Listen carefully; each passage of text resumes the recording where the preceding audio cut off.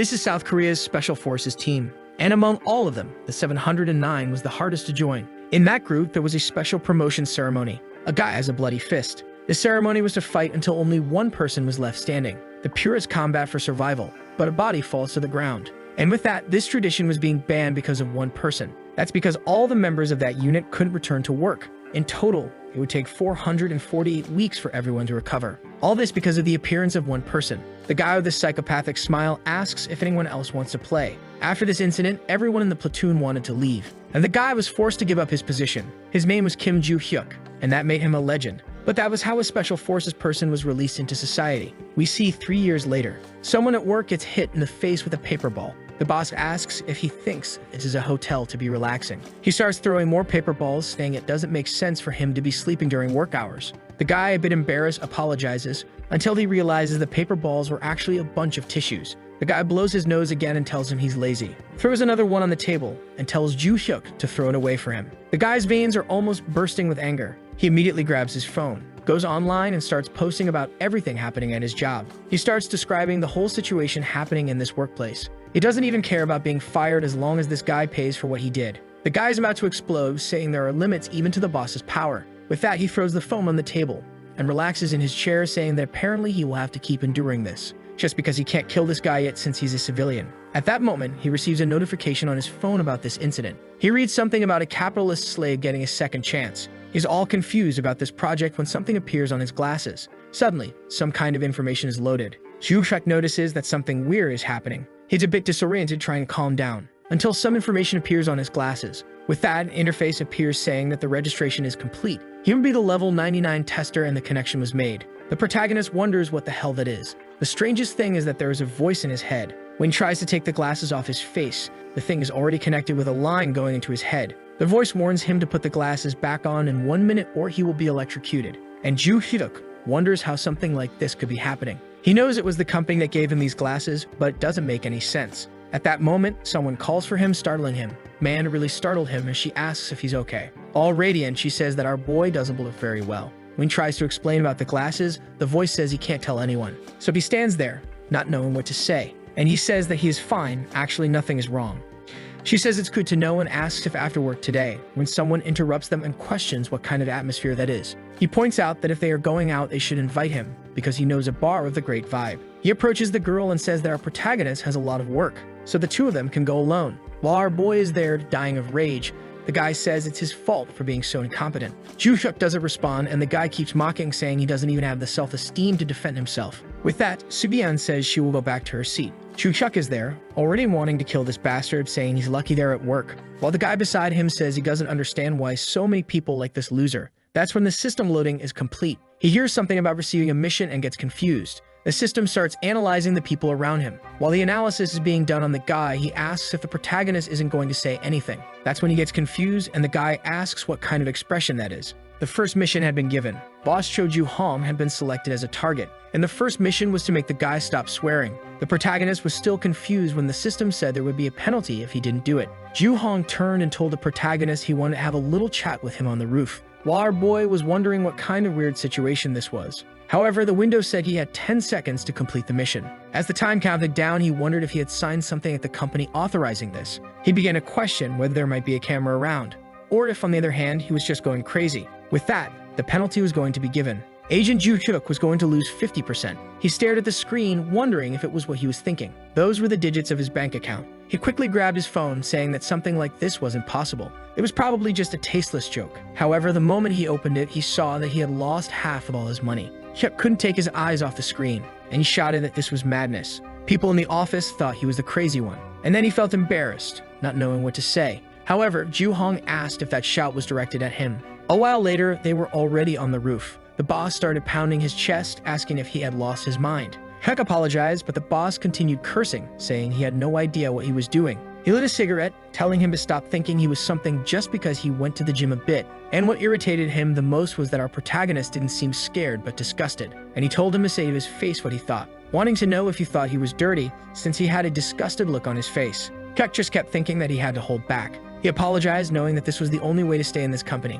Unfortunately, it was the only option, until someone asked why he was holding back. Soo-byun was beside him, asking if he was stupid. Hyuk was a bit confused, asking why she was there. She just said that life under capitalism was already hard enough for him to have to put up with that trash of a boss. She showed a recorder saying he needed to learn how to screw over bosses like that. Both of them were confused as she told him not to feel so down, and she said that the one who needed to apologize wasn't him. He looked at Ju Hong and asked if he agreed that he wasn't enjoying this. He immediately reached out, telling her to delete that recording. Su Yum was startled. She didn't expect the guy to go after her like that. However, Jun Hyuk grabbed the guy's fist. Hong looked down and asked if he had lost his mind. He yelled, telling him to let go. However, the system recognized aggressive behavior and words toward the user. Jun Hyuk twisted the guy's arm and said that's not how you do stretches. However, the mission was now given. He had to hit the guy's Adam's apple and would receive a 200% profit. Hyuk said he was very patient, so he didn't mind when the guy said things, but that only applied to him. The guy yanked his arm away, saying he must have lost his mind, and went to punch him in the face, asking if he thought he could take it. Hyuk easily dodged, and said that since the guy was so curious, he should take this, hitting him square in the Adam's apple. The boss was left gasping for air, all twisted up, and Hyuk said that since the boss only talked nonsense, he needed to be silenced. The boss fell to the ground like a fool. He turned to Su Yeon and asked her to do him a favor. From now on, she was to pretend she saw nothing. And with that, the first mission was complete. The 200% profit would be applied. And at that moment, he was very happy, saying that apparently things were working. Hong started getting up, asking how this bastard dared to hit a superior. The system then notified that there had been no change in the target's words or attitude, and warned that they would have to proceed to level 2 of the mission. This time, it was to knock the guy out to receive 500%. Hyuk thought that from now on, he didn't care who was behind these missions, or even what their purpose was, because he was having fun. Hong warned that he would teach him a lesson now, and jumped at Hyuk to punch him. Hyuk thought to himself that he was only enduring this because he needed money. However, he sounded crazy, saying that if he could receive money like this, he immobilized Hong with a chokehold that turned the guy's face purple. He told him to relax, everything would be fine, because it would be over soon. The fool fell headfirst to the ground. The mission was a success. With that, 500% was applied. Immediately, the weakest capitalist took a look at his bank account. He saw the digits just going up, and said to himself that it was crazy that the money was multiplying. The bastard already had 170 million. The next chapter starts with an interview where the guy is asked about the skills he possessed. The protagonist said that he dedicated himself to the maximum and would complete any mission given. He had been trying to live an ordinary life like everyone else. However, recently he had experienced money multiplying. The system window showed he had completed 2 out of 10 missions. He'd received one, for example, to remove a guy's wig for 35%. Obviously, he completed it successfully. Another was to pour soda on someone's orchid. Of course, he also completed it successfully. With that, he received various missions, and the money just kept multiplying. As a result, in just 3 days, he already had a sly smile. So we know how much he had. The bastard had 587 million won, and Hyuk had a smile on his face, saying he was finally rich. He felt on top of the world, laughing. However, something unexpected happened. When he was up there, a drone approached. It dropped something in the air that landed in his hand, and with that, the system said he had passed the test. Hyuk was a bit confused, and inside the box was a loan ticket. He stared at it, and the system said he would have to proceed to the main mission. The goal was to gather 1 billion in 7 days, and if a participant couldn't do that, they couldn't continue advancing, and all the money would be reset. Now the poor guy was back in the office, desolate, wondering how he was going to gather 1 billion in 7 days. He also wanted to understand more about that loan ticket. On the back, it said he could get 100 million per use. To Hyuk, there was very little information and he had no idea how to proceed. First, he had to find out if those glasses were really made by the company. Seeing Hong, he knew he had the right person to ask. With a psychopathic smile, he called for the manager. The poor guy immediately felt a chill. As he thought about running away, Hyuk said he already knew he had heard him. The poor guy was there trembling, saying to himself that he was trying to avoid this guy as much as possible. But at that moment, our boy already approached and said he had a question. The guy was about to say something when he just covered his mouth and told him to answer the question quietly. Did he know who had made these company glasses? The guy said no, and he asked if he had at least heard about them, saying that from now on, the lie detector was activated. Hong shouted, saying he wasn't hiding anything. With that, Ryuk realized that the guy really didn't seem to know anything. So he asked if he had seen anyone else with similar glasses. The guy said no, and Ryuk realized that someone had already planned this. He started to question that the information wasn't enough when the system appeared. At that moment, the madman changed his expression, saying he had to leave early. The window said a game would start in 30 minutes somewhere nearby, and he was already leaving, saying he had to sail the high seas. He left laughing, saying he hoped the manager would take care of everything for him. Hong was left there fuming, saying he wanted to kill that bastard. The scene changes to another part of the city. Rick arrives there and wonders what the hell this is. He is sure this is the place indicated by the glasses. And at that moment, he receives the message that the game between the participants would start. He was confused because he didn't know there were other players.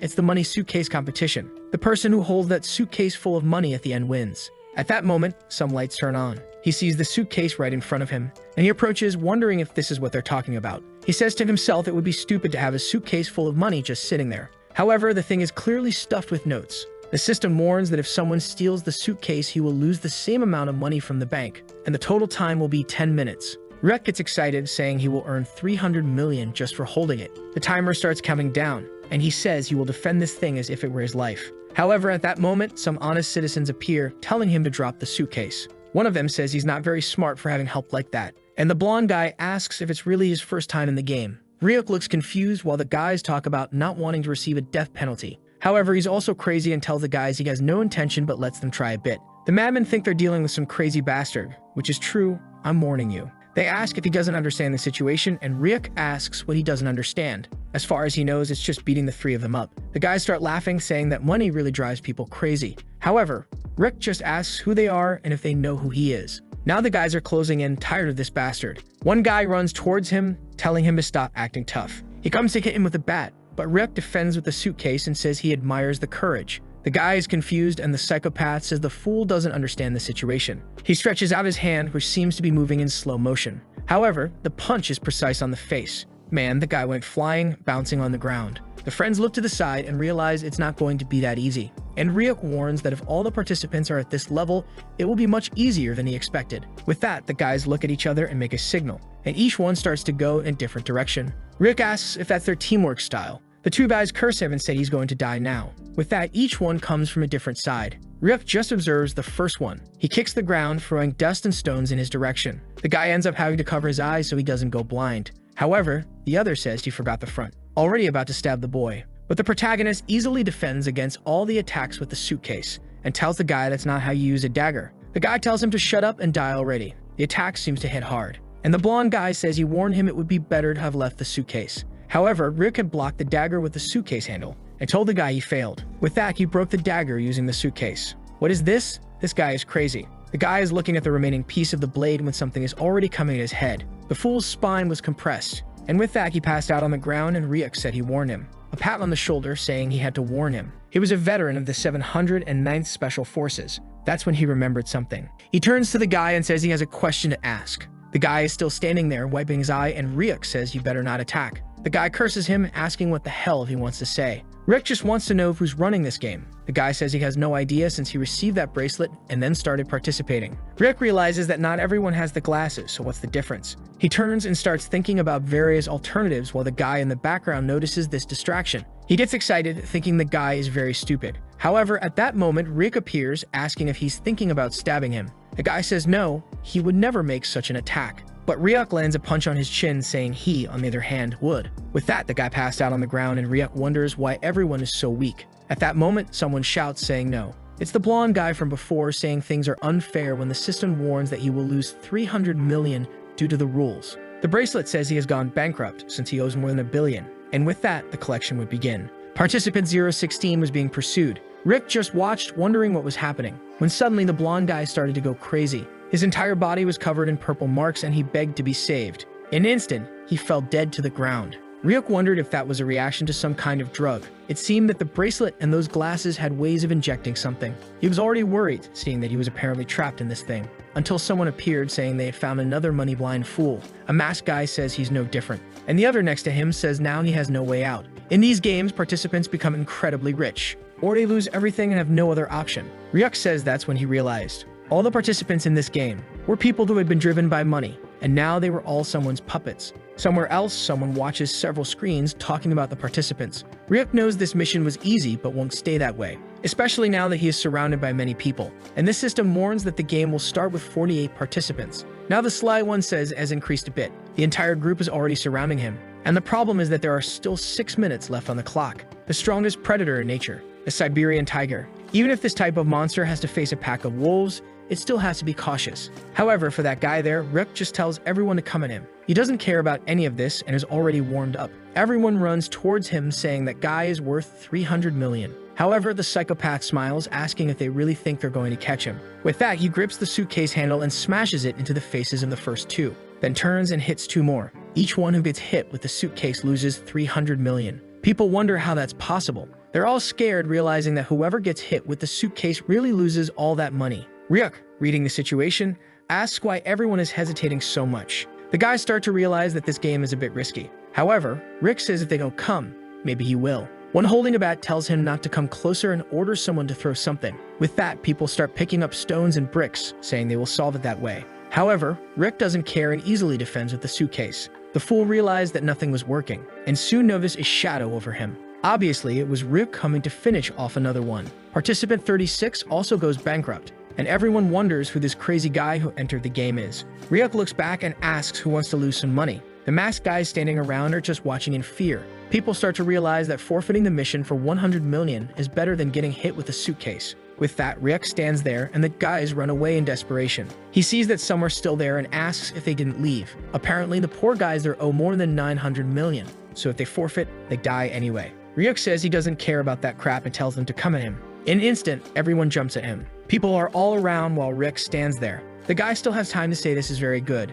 They should have done this from the beginning. Obviously, here comes the suitcase smack. The drone is there recording everything, even with a drop of sweat. And the guys running the game don't understand who they called in. A while later, the ground is covered in blood. The guys have twisted eyes. Ryuk says those bastards left his suit all torn. And with that, the time reaches 0 seconds. The mission is complete, and he earns 300 million. He grinned like a clown, saying it didn't matter because now he could buy a new one. With that, the system announced that the winner was decided and everyone should leave. Huck immediately threw the suitcase over his shoulder. He walked away, waving and saying it was quite fun. However, a girl nearby said that participant wouldn't last long. The guy next to her said he was quite special but drew a lot of attention, and he had no idea how dangerous that was. However, for our protagonist, life used to be the same every day. He worked without even knowing why and returned to a dark, empty home. But now it was no longer like that, and he was heading to the Sigral Hotel. A night there cost 20 million for the suite. The food, of course, was the best there was. And the money that would have taken him decades to earn, he had won in 4 days. The boy was motivated, saying this was great.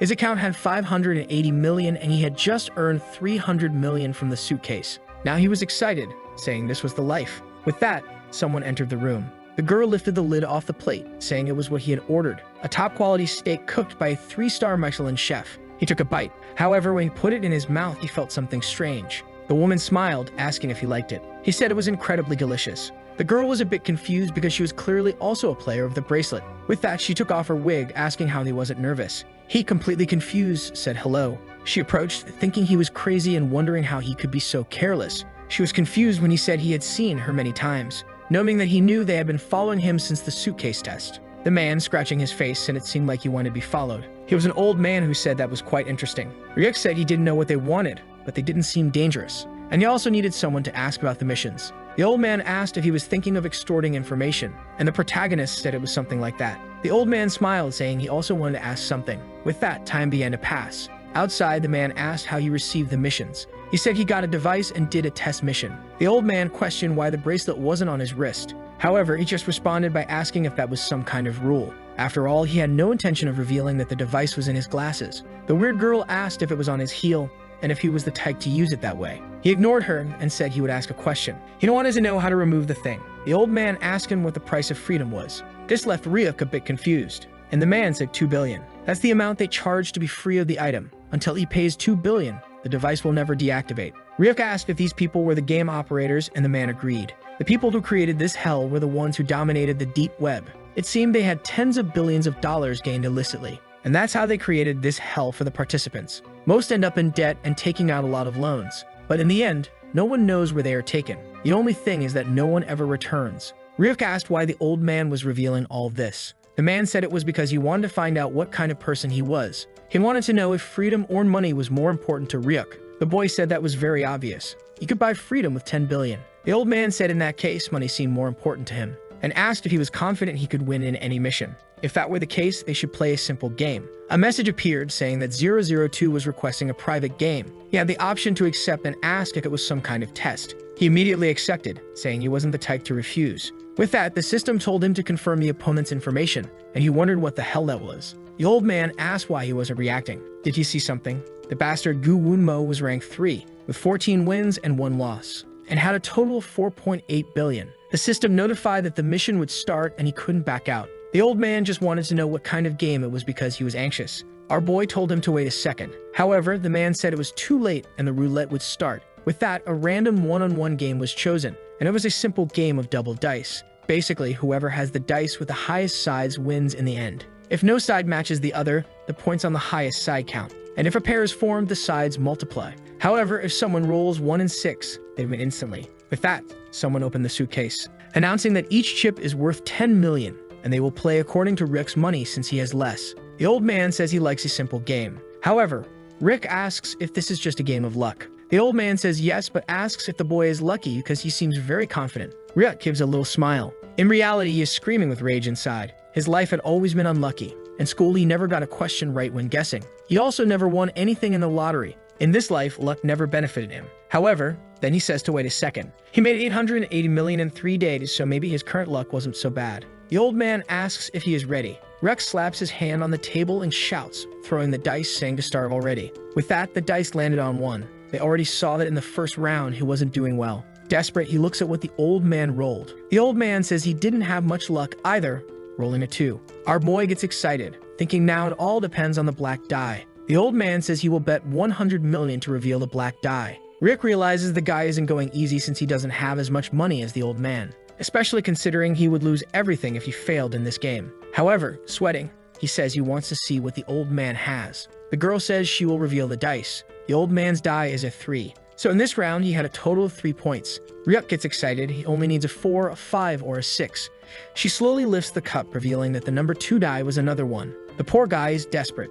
In a minute, he lost his 100 million. The old man says he is a lucky boy and got a pair in the first round. However, Rick says that now that he has used up his luck, the rest will be his victory. But you can imagine what happened. The guy won 9 to 3, then 5 to 4, then 16 to 6. The boy's hand was already trembling. About 500 million had evaporated. His soul left his body, and the girl said they would start the last round. Our boy threw the first die, and the guy rolled his with a 1 and 6. Now he was confident since he finally had a good advantage. He said 300 million. The old man said he would bet everything, saying he would give him a chance to get it all back. Ryuk was confused, wondering if the old man had lost his mind. Why was the guy so confident in getting 1 and 6? He had already checked that there was nothing wrong with the game. Thinking it was impossible to manipulate this, he accepted. With that, the girl said the dice would be revealed. And Ryuk thought if he knew what kind of person this old man was, he would never have accepted this game. This guy was a legendary gambler, and in the end, he was just another victim. With that, player number 1 rolled a 6, becoming the automatic winner. All the fortune Ryuk had made evaporated.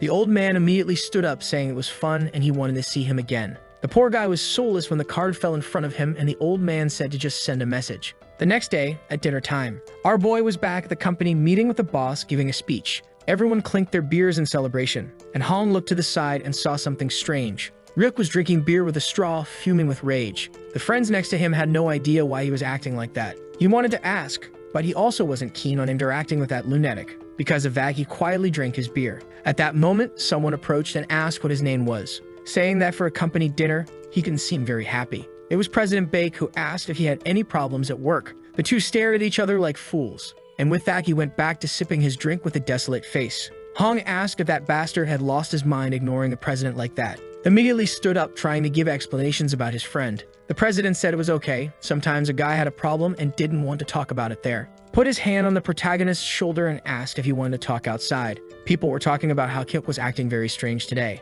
A friend said he must have lost money in an investment while Suyeon just watched. She asked if he would be okay since the president hadn't drunk much. The other girls said the president was a very kind person when he wasn't drunk. The bastard's nickname was the Smiling Buddha, and he already called the protagonist a bastard, telling him to explain himself. Grabbing him by the tie, he warned that as an employee, he should be having a lot of fun. He started dancing in front of him, saying he didn't understand what was wrong with this kid's generation, warning that trash like him could be replaced at any moment. However, Cut was just thinking about the 880 million he would take decades to earn in this place. Why would he keep working for these bastards to earn money? Until the boss slapped him in the face, asking if he wasn't listening. The guy warned he would give him 100,000 for each slap as a kind of mental education. Cuck stood there thinking that if this guy touched him one more time, he would lose his arm, until the mission appeared. And with that, he had to change his mindset. He took another slap. The old man thanked him, saying he was very polite. At that moment, Huck changed his expression, saying that indeed these slaps taught many valuable lessons. He said that today he realized it was an incredible honor to work alongside such a promising boss.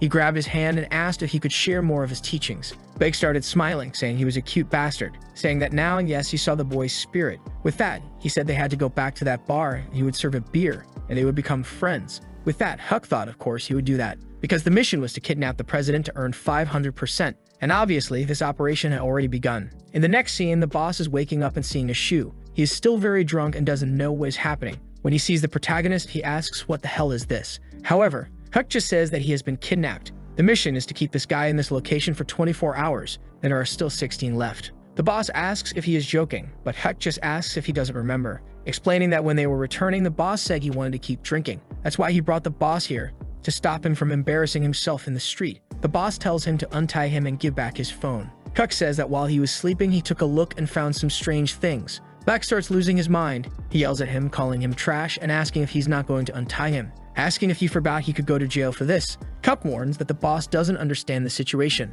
Shows on the phone several photos the boss took secretly and says he is a perverted son of a bitch. The protagonist also says he knows these recordings were made in the bathroom, so there must be a camera installed, and stared at the fool, saying he didn't understand how he hacked all this, explaining that many strange things happen in this world. But the truth is, he received a special talent as a mission reward, the hacking ability, and asked the boss if he finally gets it. If he hands that phone to the police, something very interesting would happen. Huck says now it's explained why this kidnapping mission was sent, and while browsing the phone, he saw a strange list. It contained the names of women who were not to receive any promotion. At that moment, Huck understood that this meant the boss was blackmailing them in some way, and he already asked Bake what he thinks the company's employees are. The Buddha just smiles, saying that dogs have to obey their master, warning that what he does with those girls is give them a chance they would never receive, and explaining that it's normal since everyone has some secrets. At this, Huck loses his mind, saying the boss has no salvation. Buck just smiles, asking if that is a threat. At that, he tells the guy to shut up, saying he will now receive 100,000 for each slap,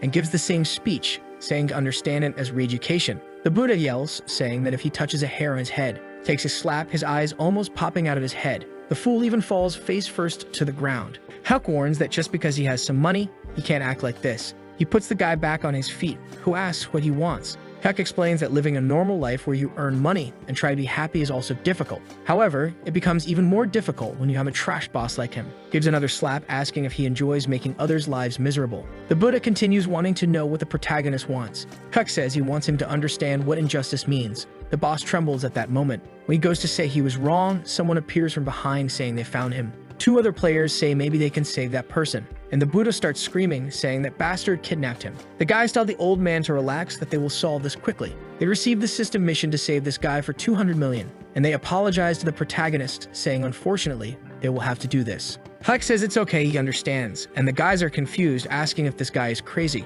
Just as he was about to say something, 2 feet came flying at him. He took a flying kick that sent him into the wall. The poor friend didn't even understand what happened, and Huck was already coming for him too. He struck his neck, forehead, and hand. In 2 seconds, the 2 fools were unconscious. After that, several other participants arrived, but the scene repeated itself in front of the president every time. The difference in level between the guys was frightening. The boss began to think that even if he wasn't tied up, he didn't stand a chance. Well, at that moment, the rope was cut. He was confused, wondering who did it. It was Huck, who apparently wanted to toy with him. The boss fell to the ground and Huck said he seemed bored. He then asked why they didn't negotiate the salary. He wanted to earn 5 times what he was currently getting and also worth a minimum. And obviously, the most important thing from now on, President Bake would be his dog. Until he had the chance to become human again, he hoped Buck would do well. The scene changes to a prison. Someone knocks on the door, calling for number 3270, saying he will have to endure there for 1 more day since soon he will be free to do whatever he wants. This guard had received the mission to let an extremely dangerous criminal escape. The healthy-looking guy is headbutting the wall, and the system warns that when he manages to escape, the punishment game will begin. The next day at the protagonist's company, Hong was arriving and saw a bunch of people gathered. He asked what was going on, and someone told him to take a look. That's when he got confused. Huck was there in a suit on the throne saying good morning to everyone, and Hong found out that the damn Huck had received a special position. Now he knows things won't be easy for him. Huck says he is eager to work a lot with his friends. Sometime later, he says that putting everything aside, the way he makes money has completely changed because of those glasses. He has already managed to earn and lose more money than he would have in his entire life. Through the mission, he received that loan ticket again, and with it, he received another 500 million in the account. The problem is that there is a reason why he is not happy at all. The mission to make 1 billion will end in 1 day and 4 hours, and when that happens, all the money will be reset. He is seething with anger, saying there is no way he will go back to being poor. He bangs on the table, saying he doesn't care. Whatever the mission will be, he wants it to appear so he can solve it. Back at that prison, one of the guards talks about an escort that is being made. 10 prisoners under special supervision are being taken. The guy in the octac says there is nothing wrong and no need to worry. However, in reality, he has already killed the real driver. With that, he says it's time to continue. He goes to the back of the bus to open something. There are all the prisoners who are being transported. He just throws a bunch of keys to the first one, tells him to try to escape or do whatever he wants. However, he warns that they can't escape the game no matter what they try. When everything starts, the hackers will take control of the police, and then everyone should run as far as possible. The prisoners are all confused about this hacker and game business, but the guy just warns that for convicts like them, no matter where they go, they will never escape. The mission this guy received is to hunt down a bunch of fugitives, which is why he's releasing everyone. These were men desperate for freedom, people who were desperate for money. The question is, which type of person would be more dangerous? A guy who looks like an albino Thanos is prisoner 3270, and the hunting mission for him pays 500 million. Everyone stares into the back, asking what they will do now. The guy asks if they remember where they buried the money, and they say yes. The bald guy tells them to retrieve it, and they have to flee Korea as fast as possible. What they don't know is that there is a drone following the bus the whole time. Looking at the clock, someone wonders where these bastards think they are going. Other players who also received the mission to hunt the prisoners are watching. 4 hours after the punishment game started, the harpoon guy yells at someone to stop. He fires his weapon, hitting a fool in the thigh. The guy falls to the ground and he starts pulling, saying that a prisoner like him needs to learn to live a more honest life. A friend puts a hand on his shoulder, saying it's true, and they will earn a lot of money. Actually, it was the crazy guy holding his friend's arm, questioning why so many people had the same watch. This was prisoner 2804 with a 300 million reward. The harpoon guy got startled and the prisoner asked who they were. Already pulling the force, he warned that the guy would have to answer. The cut went clean through and another arm flew off. Sometime later, this guy passed the information about these people to 3804. Looking at the fallen body, he wondered how many had arrived, but he put his hand on his head and said it didn't matter. And it was then that the player realized. The ones being hunted were the participants. With that, the poor guy fell lifeless to the ground. The bald guy said he hadn't had so much fun in a long time, but he told his friends it was time to finish this. They needed to bury these guys, get the money, and get out of there. The strong guy said those bastards weren't gang members. It seemed the information about the escaped prisoners appeared on their watches. When the guy mentioned there was a bounty on their heads, the bald guy got excited. He asked his timid friend how much it was worth. The guy said 500 million. With that, he punched the air, saying his dream had finally come true. But the friend wondered if the guy was trying to show he was a big idiot. He then asked the strong guy how much money they had already found. The guy explained they had found 3 sets of 500 million and were still missing 3 more. The guy smiled, saying the bastard really profited a lot. If he could take advantage of this dumb monster, he would make about 3 billion. He started laughing with the madmen, saying it was a new beginning. While someone watched from afar, wondering why they were dancing. Another seemed to be digging up money. Seeing the bodies, he knew it was much more dangerous than he had imagined. 2 other players decided they had to do it since they had come a long way. The guys told each other that adding up the buried money, they would make a lot. But one of them questioned whether it was right to treat humans as if they were game animals. The guy grabbed him by the collar and asked if he hadn't seen their criminal records. Those bastards weren't humans, they were heads worth 500 to 300 million. He told the guy to focus and stick to the plan. With a ballista in hand, the guy said it would be easy to solve this from a distance. All they needed was to wear the guys out if they tried to run. At that moment, someone appeared, saying he couldn't let that happen. The guy was startled, asking what the hell that was. Someone said they didn't need to be so on guard. It was Hyuk, saying he was just a simple office worker. The guy was confused about this crazy guy who appeared out of nowhere. But clearly, that crazy guy didn't seem to have come from a company. Hyuk just said he had a very good plan. Were they interested in hearing about it? Everyone was silent, staring at each other. One of them said he had no idea who this bastard with this crappy plan was. Hyuk was just smiling. But the guy already aimed the ballista, asking if he thought they would be bait for him. He warned that if he didn't disappear by the count of 3, he would shoot. While the guy counted, Hyuk said it was the best plan of all. But the guy reached 3 and told him to die. The arrow flew towards our boy. He seemed surprised that they really had the courage to do that. He sliced it with a blade, cutting the arrow midair. Then the guys realized it wouldn't be so easy. The thing even spun worse and landed in his hand, which broke it, saying that's why they were a bunch of amateurs. Once again, he asked if they didn't like the plan. With that, the guys dropped their weapons, saying it was a very good plan. He smiled, saying they could start the operation then. Back with the prisoners, they were still digging up the money. One of them was furious because the bastard forgot where he buried it. That's when they looked to the side and saw the protagonist's friends. The prisoners immediately said they would have to deal with a few more. Suddenly, the fools ran away in desperation. The strong guy from before shouted in anger, telling them to follow those bastards. With that, some of them began the chase. In the forest, the guy was desperate while the crazies ran after him. All Huck said was to bring these guys to a place he had marked. With that, they approached an abandoned shack. The guy was exhausted, but he knew everything would be resolved if he got there. But when they stopped in front, they found no one. They began to wonder where that damn guy who led them was. But the prisoners were already approaching from behind.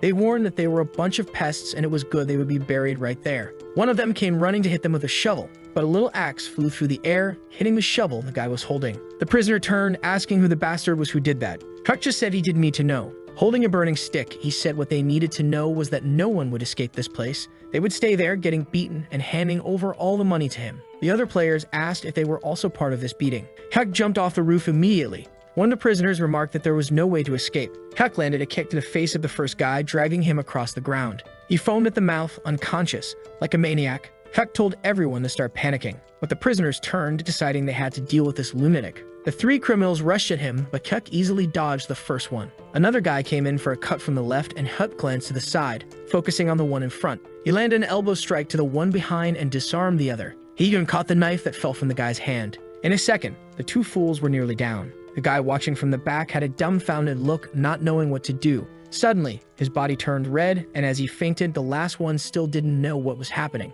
Huck just threw the knife, hitting the guy's hand and disarming him. He then advanced and had his hand next to the guy's head. Another fool was taken down. It didn't even take 5 seconds for everyone to be on the ground. The other players realized it was impossible. In a game where you had to choose between money and life, that bastard was on the hunt. 4 criminals had been defeated, earning him 400 million. The scythe guy approached, asking who the hell did this. The guy was worth 300 million and had a long criminal record. He asked Huck if he was the one who took everyone down. Huck just questioned what he would do and if he was there for revenge. The guy killed his friend and said he was there to teach him how to finish the job, asking if he was an amateur who didn't know he had to finish the person off. Huck stood still for a second, saying nothing. The guy approached, saying he was going to put holes in his body. But Huck said, unfortunately, he had been stabbed many times before. The guy laughed, calling him a hilarious bastard, and lunged, saying he was used to it. Huck dodged the attack, realizing it wouldn't be difficult. But strangely, the guy smiled for a second and almost hit his jaw with the other hand. That's when Huck realized this guy wasn't as easy as the others.